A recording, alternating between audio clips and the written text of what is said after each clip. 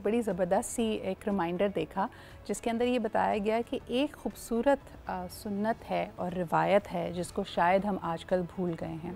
हुज़ूर अकरम सल्लल्लाहु अलैहि वसल्लम जब भी अपने घर से सुबह सवेरे निकला करते थे तो हमेशा आसमान की तरफ उनकी निगाह होती थी।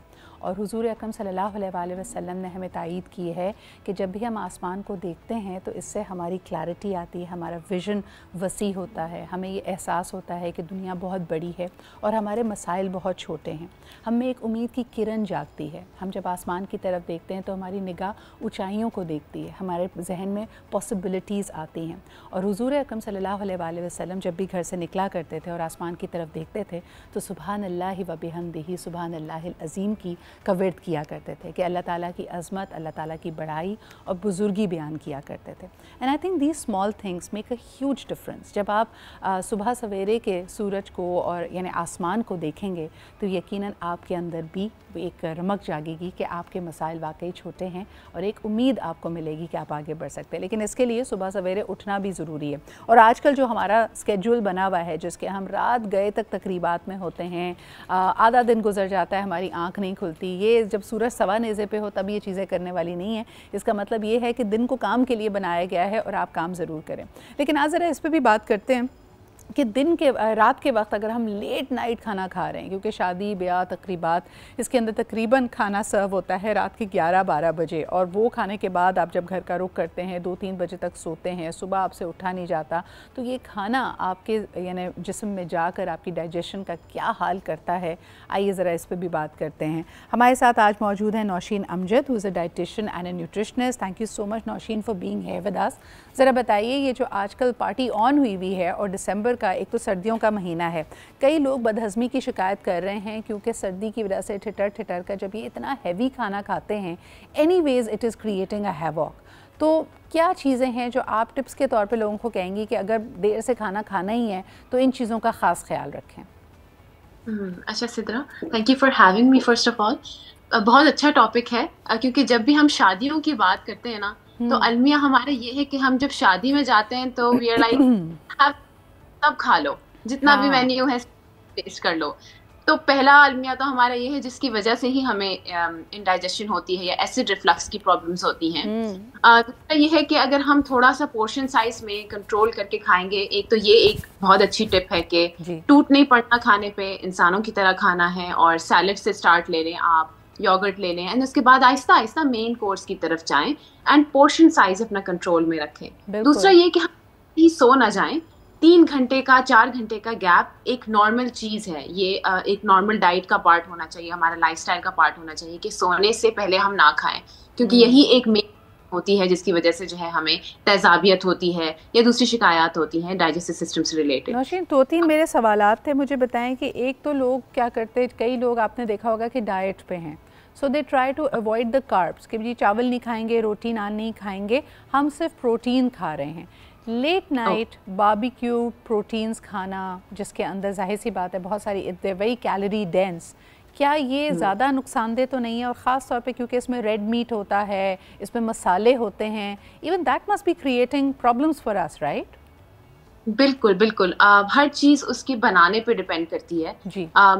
If you are not sure कि आपका बारबेक्यू कैसे बना है, तो यू आर नॉट श्योर कि वो आपको कितना फ़ायदा दे रहा है, राइट? तो डेफिनेटली प्रोटीन ऐड करना डाइट में बहुत इंपॉर्टेंट है, बहुत हेल्दी है। लेकिन मुझे आज तक सिद्रा ये समझ में नहीं आया कि कार्ब्स को अपनी डाइट से निकाल देना कहाँ से आया हमारे जहनों में, कहाँ। और ये एक जो बहुत बड़ा मिथ है कि बस कार्ब्स निकाल दो और जिंदगी आसान, तो ऐसा नहीं है। हम अच्छे कॉम्प्लेक्स कार्ब्स खा के भी वेट लूज कर सकते हैं, तो ये भी एक आई थिंक। अच्छा, और एक बड़ी इंटरेस्टिंग बात यह है कि प्रोटीन्स अगर आप अच्छा एक साइजेबल पोर्शन भी खा रहे हैं और उसमें कार्ब्स नहीं है, यानी किसी किस्म का फाइबर नहीं है, रोटी नहीं है, मल्टीग्रेन ब्रेड नहीं है, या फिर उसके साथ कोई सैलड वगैरह नहीं है, और इट डज इज़ कि वो आपको इनसेशिएटेड ही रखती है। आपको लगता है कि जैसे आपका पेट ही नहीं भरा, आपकी नीयत ही नहीं भरी, तो थोड़ा सा एक ब्रेड का टुकड़ा या छोटा सा नान का पीस खा लेना चाहिए। What do you recommend? बिल्कुल, मैं हमेशा यही कहती हूँ कि कार्ब्स ही आपको सैटिस्फाई करते हैं, और अच्छे कार्ब्स आपको हमेशा खाने चाहिए, चाहे वो दलिया हो, चक्की के आटे की रोटी के फॉर्म में हो, किसी भी फॉर्म में, लेकिन आप खाएं, क्योंकि आपका मील कभी भी कार्ब्स के बगैर कंप्लीट नहीं होगा। So you have to have carb. अच्छा, एक और कॉम्बिनेशन जो लोग ट्राई कर रहे हो, मैं स्पेसिफिकली आजकल ये वेडिंग डाइट्स की बात कर रही हूँ, लोग ये करते हैं कि जी चावल और रोटी अगर दोनों ऑप्शंस मौजूद हैं, यानी किसी किस्म का पुलाव है, बिरयानी है और साथ में नान बास्केट्स हैं, पराठे हैं, तो कोशिश ये की जाती है कि दोनों में से एक उठाया जाए और दोनों को साथ यूज़ ना किया जाए, because then it becomes really really calorie dense. Is that एक वाइज चीज़ है करने के लिए? ये स्मार्ट स्ट्रैटेजी होगी नौशीन? स्मार्ट स्ट्रैटेजी ये होगी कि बेशक आप चावल भी खा लें और रोटी भी खा लें, दोनों खा लें, लेकिन पोर्शन साइज दोनों का। हाँ, आप ये करते हुए आप यही चाह रहे हैं कि आप स्टार्चेस या कार्ब्स कम करें और जो है ना बाकी पोर्शंस आपके ज्यादा हो, एक बैलेंस्ड मील हो। आप दोनों भी ले सकते हैं, थोड़े थोड़े पोर्शंस में, आधी रोटी ले लें, 1-2 चम्मच चावल ले लें, तो इट्स फाइन। बिल्कुल सही। अच्छा, इसको वैसे आज इस डिबेट को सेटल ही कर दें नौशीन। कई लोग कहते हैं कि अगर चावल छोड़ दिए तो जल्दी वज़न कम हो जाएगा, कुछ लोग कहते हैं कि नहीं जी रोटी छोड़ दो तो जल्दी वज़न कम हो जाएगा। दोनों में से कैलोरी डेंस क्या है? अगर आपका पोर्शन कंट्रोल बहुत बुरा है, आप बड़ा पोर्शन खाते हैं, तो क्या चीज़ आपको जल्दी वेट लॉस में या वेट मेंटेन करने में हेल्प करेगी? अच्छा, इसको समझने का बहुत आसान तरीका है। जब हम कार्ब्स खाते हैं, चाहे वो चावल हो या रोटी हो, तो हम जब पानी पीते हैं तो ऑब्वियसली हमारा वो पर ग्राम्स ऑफ कार्बोहाइड्रेट कुछ पानी एब्जॉर्ब कर लेता है। तो जैसे ही हम कार्ब छोड़ते हैं ना सिदरा, तो वो वाटर वेट हमारा लूज होता है। आप जैसे 2-3 दिन कार्ब्स कम खाएं और स्केल पे चढ़ें, हाँ आपका जो है ना 3-4 किलो नीचे आ जाएगा, बट वो फिर वापस गेन भी हो जाता है। क्यों? क्योंकि आपने वापस कुछ ना कुछ कार्ब लेना है, फिर पानी पीना है, and then again that water weight goes up. तो एक स्मार्ट दोनों ही आप खा सकते हैं अपनी डाइट में, बट अगेन आपने जो है ना उसको, अगर आपको छोड़ना चाह रहे हैं, वैसे तो मैं रिकमेंड नहीं करती, मैं हमेशा कहती हूँ अल्लाह ताला ने चावल में वो चीजें रखी हैं जो रोटी में नहीं है, रोटी में वो चीजें रखी हैं जो चावल में नहीं है। सही। आप अल्टरनेट डेज कर लें, एक दिन अगर आपने चावल खाया है तो एक दिन आप रोटी खा लें। तो इस तरह से आप अच्छा नौशीन, यहाँ पे ख़ास तौर पे उनकी बात करना चाहेंगे जिनकी वो तकरीब है, यानी it's their day and of course all cameras, all eyes are on them. आपने देखा होगा कि हम शादी से पहले जो ब्राइड्स हैं वो क्रैश डाइट पे चली जाती हैं, लेकिन ये बात नहीं सोची जाती कि शादी के दौरान भी कुछ फूड्स ऐसे हैं जो अगले दिन आपको ब्लोटेड फील कराएंगे। A lot of brides end up complaining about this कि मेहंदी वाली अगर पिक्चर्स देखते हैं तो उसमें बड़ा एक स्लीक लुक आ रहा है, शार्प जॉ लाइन आ रही है, लेकिन बाय द टाइम सारे तकरीबात ख़त्म होती हैं और आप वलीमे तक पहुंचते हैं तो आपका फेस बहुत ब्लोटेड आ रहा है। तो ख़ास तौर पे उनके लिए कुछ टिप्स दें कि अगर आपने अपने आप को डी ब्लोटेड रखना है, शार्प लुक रखनी है, आप स्लिम नज़र आना चाहते हैं, तब किन चीज़ों को अवॉइड करें? अच्छा, एक तो यूजुअली जो ब्राइड्स डाइट करती हैं, उसके बाद ऑब्वियसली फिर अगेन वही वाली बात है कि वो सॉर्ट ऑफ उनका वाटर वेट लूज हो जाता है। तो फिर अगर उन्हें वलीमे तक वही लुक रखना है तो फिर कोशिश करें कि डाइट भी वही चलाएं, शादी और वलीमे उस तरह से ना खाएं, अपने लिए कोई अलग सेपरेट मील रख लें या सैलेड और योगर्ट वगैरह ले लें। पानी ज्यादा पिएं, पानी ज्यादा पीना बहुत ज्यादा हेल्प करता है, not just with D blotting but with the overall look. तो पानी। अच्छा, इसमें बताएं कि कई लोगों को एक कल्प्रिट के बारे में अक्सर बात नहीं होती। आपने जैसे खुद कहा कि लोग कार्ब्स को कट डाउन करना चाहते हैं, मीठा छोड़ देते हैं, कुछ लोग कहेंगे कि जी हमें सोडाज एंड कोलाज नहीं पीने, लेकिन नोबडी रियलाइजेस कि वाटर रिटेंशन या ब्लोटिंग की एक बहुत बड़ी वजह हाई सोडियम भी होता है। यानी जो आप चटपटी चीज़ें खा रहे हैं जिसमें बहुत ज़्यादा नमक का कॉन्टेंट है, they can also make you bloat. और आजकल शादियों पर हम देख रहे हैं कि सूप्स वगैरह सर्व किए जाते हैं, लेकिन उसके जो कॉन्डिमेंट्स हैं उसमें अगर आपने रेड चिली डाली है, विनेगर डाला है, सोया सॉस डाली है, ये सब चीज़ें हाई सोडियम हैं। हाई सोडियम का क्या इम्पैक्ट होता है हमारी डाइट पे और हमारी हेल्थ पे? अगेन सोडियम भी वाटर रिटेंशन करता है बॉडी में। ये एक बहुत बड़ी होती है नमक की या सोडियम की। डाइट में नमक ज्यादा ही होता है, हमें खाने का नमक के बगैर मजा आता नहीं है, तो सूप्स वगैरह में भी वही ज्यादा होता है। शादी के खानों में जो हमारे स्पाइसेस, मिक्स्ड स्पाइसेस, जो पैकेज स्पाइसेस होते हैं, that has a lot of sodium. तो अगेन वही वाली बात हो गई कि तो वाटर रिटेंशन करता है, उसकी वजह से आपको वही सारी चीजें कि मैं फूला हुआ महसूस कर रहा हूँ या कर रही हूँ, मेरा पेट निकल रहा है, वाटर रिटेंशन हो रही है, ब्लॉटिंग हो रही है, ये सारी चीजें सोडियम का तोहफा होती है जब हम ज्यादा खाते हैं। तो अगेन हमारा वेट गेन होने की भी सबसे बड़ी वजह जो एक है, हाइपरटेंशन के साथ साथ वेट गेन जो होता है आपका, वो ज्यादा सोडियम होता है। अच्छा, तो कुछ और कॉमन कंप्लेंट्स की बात कर लेते हैं। इंडाइजेशन तो चलें कॉमनली नज़र आता है, वेट गेन भी होता है। मुझे ये बताएं नौशीन, कई ख़वातीन इस बारे में कंप्लेन कर रही होती हैं कि शादी का इवेंट अटेंड करने के बाद दूसरे दिन उनके पैरों पे, उनकी टांगों पे बहुत ज़्यादा वरम आया हुआ है, क्या ये भी ब्लोटिंग ही है, या हो सकता है आपकी हील ऐसी हो, या आपने लॉन्ग स्टैंडिंग आवर्स किए हैं? इसका क्या इलाज है? और अगर घर जाके आप ये महसूस करें कि आपके पैरों पे बहुत वरम है, तो कोई रेमेडीज़ बता दें। कभी कभार ये भी होता है कि हम अपनी डाइट में स्टार्च ज़्यादा लेते हैं, वही जो चावल हैं या हैं, या नमक हो गया, नमक समटाइम्स, या बट उसकी ये होता है कि हमारी बॉडी फूल जाती है, जिसको कहते हैं वही वही अगेन वही वाली बात हो गई कि बॉडी वाटर रिटेन कर रही है टू एक्सक्रीट सोडियम, राइट।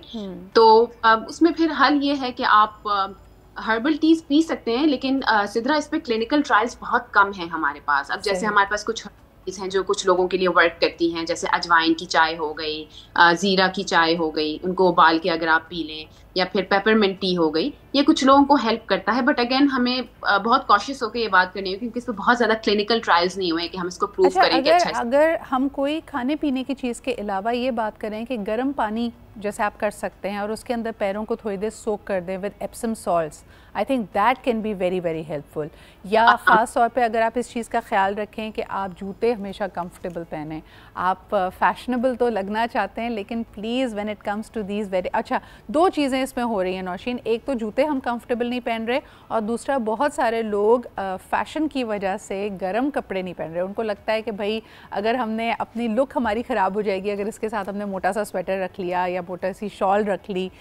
सर्दी से बचने के लिए भी तो कुछ रेमेडीज़ बताएं कि अपनी इम्यूनिटी को कैसे बूस्ट करें कि अच्छा फ़ाइन, अगर आपने बहुत ज़्यादा गर्म कपड़े नहीं पहनने लेकिन also you don't want to catch a cold, तब क्या किया जाए? मैं हमेशा कहती हूँ कि अगर आप कर सकते हैं ये, तो जो हमारी देसी चिकन होती है, अगर आपको मिल, यखनी ज़रूर पिएं। It has a lot of properties जो आपको बहुत सारी जो है ना बीमारियों से बचाता है, और अगेन आपका एक कोलाजन और दूसरी चीज़ों का बूस्ट हो जाता है उसमें। It's really healthy. आप उसमें अपने जो भी मसाले डालना चाहते हैं, चाहे वो दालचीनी है, नमक है, काली मिर्च है, वो डाल के हस्बे जायका उसको ज़रूर रोज़ पिएं। सर्दियों में कोशिश करें कि instead of the chicken corn soup आप यखनी पिएं। That really helps. नौशीन, एक छोटे से ब्रेक की तरफ मुझे बढ़ना पड़ रहा है, but there so many things we still want to ask, क्योंकि सवालात इस हवाले से बहुत आए हुए हैं। ख़ास तौर पे कि जो सी फूड सर्व किया जा रहा है शादी ब्याह में, क्या उसको खाना चाहिए और क्या वो हेल्दी है? सो बल्कि ये सवाल कर ही लेते हैं, हाउ अबाउट इट कि हम ये देखते हैं कि फ़िश टिक्का, प्रॉन्स और पता नहीं क्या कुछ मिल रहा है। ऑफ कोर्स सी फूड के बहुत सारे बेनिफिट्स हैं, but late at night seafood खाना, क्या ये सही है नौशीन? अच्छा, लेट एट नाइट की ऐसी कोई स्टडी नहीं है कि कहते हैं कि लेट एट नाइट अगर खा लें तो कोई मसला हो जाएगा, तो कोई मसला नहीं है। लेकिन जिस तरह से वो खाया जाता है deep fried, I don't know किस तरह का, क्योंकि वो ऑयल पक पक के ट्रांस हो जाता है, और फिर उसमें जिस तरह के मसाले इस्तेमाल किए जाते हैं, फिश किस क्वालिटी का है ये भी बहुत डिपेंड करता है। अच्छा, कई दफ़ा मैंने देखा है कि वो जो फिंगर फिश या जो तली हुई मसाला फ़िश होती है, we don't know what fish it is, और कई दफ़ा कहा जाता है कि इसके अंदर ईल या दूसरी जो सब स्टैंडर्ड्स बैड क्वालिटी फ़िश हैं वो भी इसके अंदर मिला दी जाती हैं। तो बी वेरी वेरी केयरफुल। और ख़ास तौर पर अगर आप उसमें से हीक आ रही है, किसी किस्म की स्मेल आ रही है, या आप कोई भी मीट खाने जब लगें आपको लगे कि वो प्रॉपरली गला हुआ नहीं है या उसका टेक्स्चर थोड़ा सा आपको फ़नी लगे, प्लीज़ मेक श्योर। और ख़ास तौर पे छोटे बच्चे, नौशीन यहाँ पे ये भी बताइएगा कि छोटे बच्चों को शादी ब्याह में क्या देना चाहिए? घर से उनके लिए खाना उनको खिला के चलें, घर से डाइट लेके चलें, because at times the kids don't like what is being served.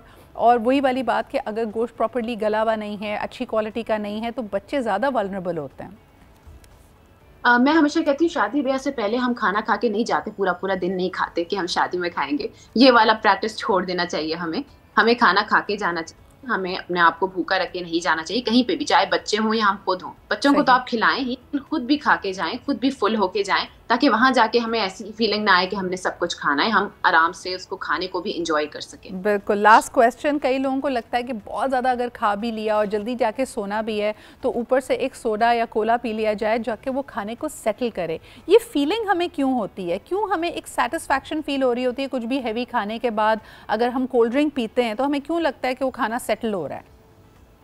अच्छा, ये होता है ना कि कार्बोनेटेड जो ड्रिंक्स होते हैं, जैसे हमारे पास आजकल फिजी उसमें आ गया है, हाँ, some water, sparkling water that really aids in digestion, so called digestion। तो हेल्प तो करता है, लेकिन वो एक टेम्पररी फीलिंग होती है सिद्रा। लेकिन जो लोग पी रहे हैं ना उसमें बहुत ज्यादा शुगर। Absolutely. तो this is just a feeling, it is a misleading feeling. बहुत शुक्रिया नौशीन हमारे साथ मौजूद होने के लिए।